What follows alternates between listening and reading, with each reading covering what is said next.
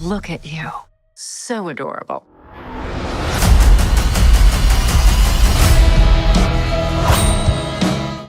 So the release of Thunderbolts is still about 8 months away. I think it's coming out in May of 2025. So we're still a bit of a Mhm. ways from the release of Thunderbolts, but Marvel Studios decided to go ahead and drop a teaser trailer for this upcoming film. Now, they did show some footage at their D23 Expo a few weeks ago, and I think a little bit of that leaked online, and I would say a lot of that is probably included in this trailer. But now we finally got our first full official look at this ensemble film that's going to bring together this new team of heroes, and it's certainly one that I think a lot of people have questions about, but also some certain expectations just based on where it's falling in the whole timeline of phase 5, phase 6 as we move into the culminating films of this particular saga. But this is going to be a bit of a different, I guess, a different sort of approach for Marvel since they're going to be focusing primarily on a team of villains. And so, what did you think about just this first look at Thunderbolts, our first official look at this trailer, what the tone of the film looks like, the characters that are going to be here, pretty much interfacing with each other, and just overall sort of your expectations for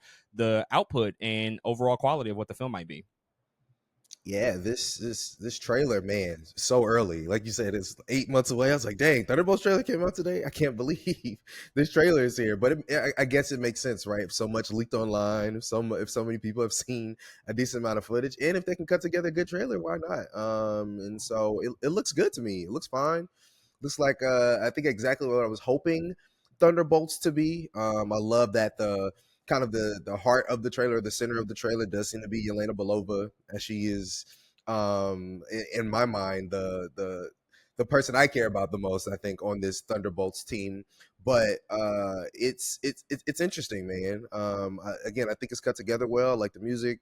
I like the short, I think, glimpses that they give us of what the cast and how they're going to interact together, whether it's Ghost or whether it's Bucky showing up, no matter who's showing up. I'm like, huh, okay, I think I see what you guys are doing here, because they do have to do something so different from the Avengers, right? Where Avengers is like the holier than thou group of people. This is like you said, this is the group of villains that they have to put together, and I think they do a good job of the trailer having us be like, no, these people, even when they meet in the trailer, they're operating under like a covert operation. You know what I mean? Like they're all super sneaky and in places they probably shouldn't be. And so yeah, man, it looks good. But what's interesting to me about it is the Captain America trailer was also pretty good too. And I'm like, did they get a new trailer house or something? I don't know. Something feels different about these two trailers for sure, back to back. But they both feel pretty reasonable and good to me. So no, not a lot of complaints. Just interested to see what they're going to produce by the time these films come out. What one thing that I noticed immediately from the trailer is the length. It's 3.5 minutes long, which is longer than most trailers that they produce. Typically, they Mm. keep, especially the teasers, what are sort of considered the first looks at these films. They keep them at a tight 2 minutes, and then a full trailer will be 2.5 minutes. That's standard, but this is 3.5 minutes, and I definitely took notice of that before I even played it. I'm like, oh, that's different.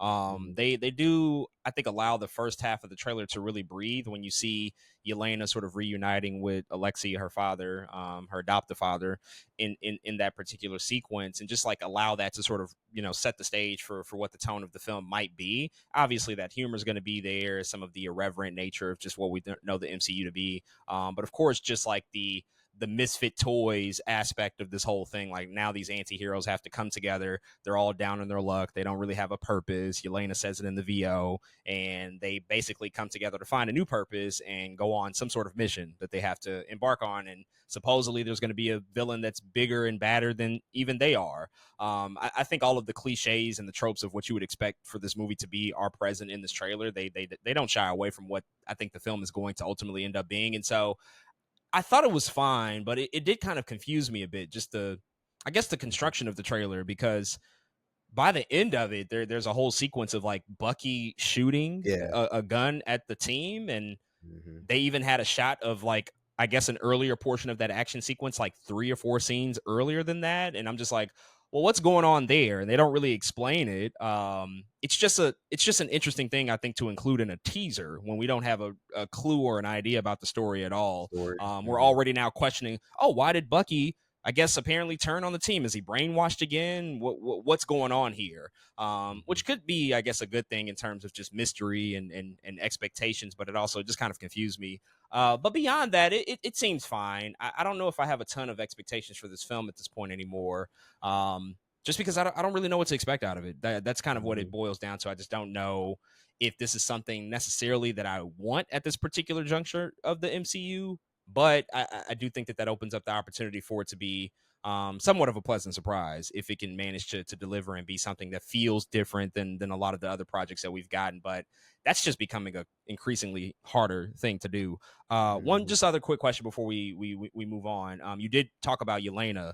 They focus on her a lot in this trailer. I think a smart play. Florence Pugh is obviously very popular right now, but it's also been said that Bucky is sort of the de facto leader of this group. Like he is the guy that's, I guess, going to be the front facing person. What do you think about that choice to obviously really spotlight Yelena and put most of the attention in this trailer on her? But I think from a story perspective, we're going to kind of see Sebastian Stan and his character of Bucky really kind of be, I guess, the most battle tested and experienced anti-hero of Mhm. this group. If we think about it from a timeline perspective, he's been around since World War II. So what do you Yeah, think about true. sort of that dichotomy between her being, I guess, somewhat of the face versus him being the leader of the team? Yeah, I wonder if that'll even within the film itself create something interesting. You know what I mean? Where Yelena clearly is somewhat of some kind of spokesperson. She's going to talk a lot. Clearly, she's going to be also in the front a lot. But there is something there. There where Bucky, like you're right, is the most battle tested, has been around the most, but he's probably isn't the most equipped to also be the I guess the mouthpiece of the group either. You know what I mean? Like I don't know. That's really interesting choice. I think from a marketing perspective, I think it makes sense to have Yelena do this thing, a new fresh face for the MCU. Again, we have seen her a couple times now, but her kind of being in front of this team makes sense. But Bucky, we've seen a decent amount of him now. But yeah, I don't know. It's a really interesting idea that I didn't even come to mind. I didn't even think about. But I think Bucky definitely has again from a story perspective, it makes the most sense why he would be the leader. It can't be Red Guardian. It sure ain't gonna be U.S. agent. I tell you that. But yeah, I think it makes sense. So I'm hoping that like you said, the dichotomy, that chemistry between the two actually comes through in the film, because I think that's a very interesting point. Yeah, it was. I remember in the lead up to Endgame, knowing that Chris Evans was going to step away from being Captain America, there was the big conversation like, well, who's going to take up the mantle? Is it going to be Bucky or is it going to be Sam? And there was always like a disagreement or a debate on the table about who would be the next Captain America.